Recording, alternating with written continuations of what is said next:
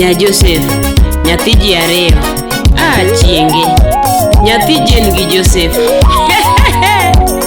James wuod Adiedo, kinda gi Lamu. Salamia Papa Raf, Afrika. Engineer Jeff wuod Nyatanga, nyakwaro Lendo. Utawala Studio.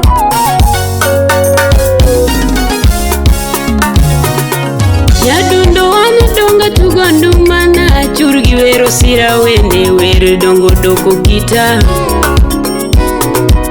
Togini donge neno lama naga kapoda tinu kana kidogo thumo donjo nyakeremo. Gino tamanindo kana dongo samora weri nyaka gutieno tuke tena loko mar wer. Ochandu kwere kane poda tin okawitera kajolamo mondo lama nana nyaloran. Lucy Otieno nyanyakacha gima ruoth opango okloki nosechana bede jathum mano tich mane ruoth osingo. Awuo gi thumani kamanyo wendo mano era kanatin wendo lal wendo loko kite. Sam jaber kidogo Simbo wuok donge manyo wendo mano era kanatin mae wendo na mokwongo era Opiondeng Jaumin. To kata tich bendi puonjo ji gimoro mori puonjo ji mae wendo na mopuonjala. Dongo chuno monda manyi giwe kamora mora ma iwinjae ye iduogi nena kendo. Kata kosa donge ji koso to kwayo ng'wono nyathi jomoko donga kwayi mondi wena weya. Mike nyakwarawara ni nyadundo dongo paro jaber. Ni nyadundo dongo paro jaber. Wuod jomoko thumo luongi. Wuod jomoko thumo luongi. Lando ni jathumo pari. Nilando ni jathumo pari. Ye iduogi nena kendo. Ye iduogi nena kendo. Chunya gombi jaber ye ipara. Amolo Sanuko wuod Olasi Boda.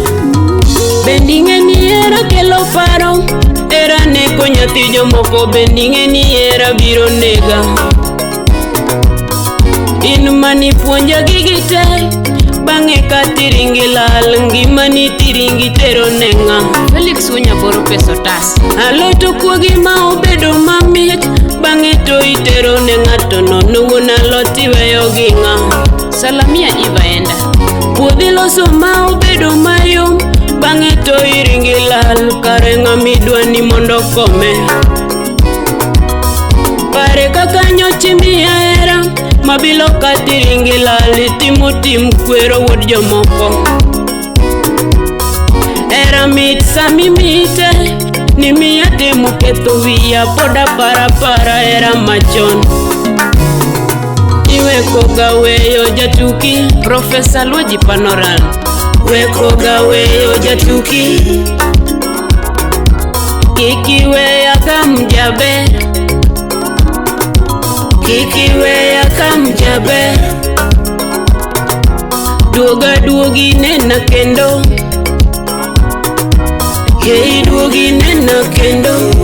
Chunya gombi jaber ye ipara. Julius Onyango wuod Kisumu Karating. Collins Onyuka wuod Kibigori USA. Mano jaglas 3 benane ni kendo wuod jomoko era ni chanda. Ye iduoka jaber. Timbe mani timo na paro kuonde duto tema wuothega. Ye iduog na era. Pare singo tema ne wasingo nyathi jaduong' kakwayo yi mondi duogi nena. Lina to gwar nyalego Salamia Tasha kikiweya kaka iwago era anakwayo yi nyadundo duogi nena kendo. Freddy Madisco Jakadongo osiepe na osega penja kuma nene idhie donge duoko sega tama. Samoro Ago pi wanga luoka sama paro herawa, hera ni owilo pacha. Osiepna kiduogi nena donga kwayo ijabe, ye iwinje iwakna. Iwakola ugunya dala sama paro hera, mane mit ka divai. Ex-Japan Ludedongo. Kosa mane na koso donga kwayo mondi ngona, an dongo kwayo ngono. Kikiwe ya kama ya gombo mondi duogi wadagi, kaka bako gichwore. Makosa donge jite koso, omiya kwayo ni wena.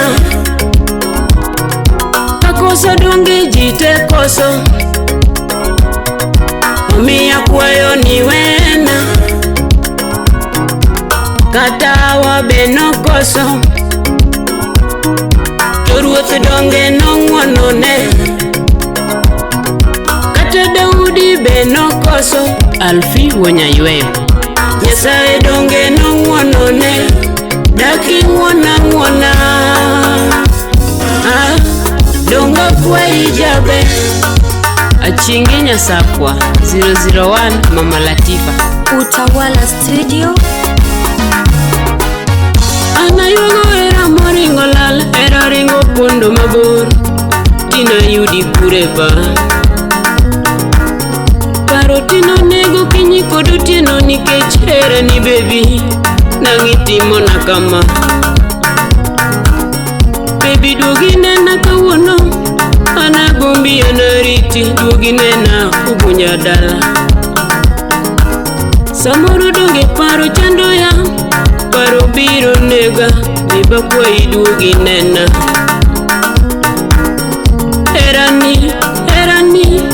Erani chando ya, erani negaga. Baby duogi mondo walose weche mosebedo kachandi. Min Thomas na min Billy Katito, dak mit kod ji ariyo, to mana jomo herore, magi jomo yiene gidak. Kikiwe ya paro nega, hera donge kelo paro, baby akwayi ni winja. Paro rumo sama intie, moro lilo sechete, nikech weche ni minyisa. Denda loso riti, ota pedho magoritoi.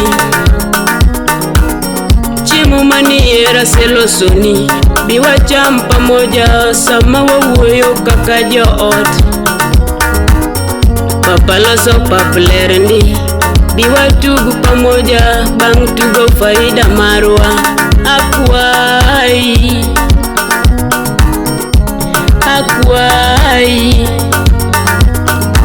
Omosh margiledi amano jaod kwinta uma. Wapi Frank, Elijah Olang, Paulina Mama Denzel, Lorin Mama Tamara,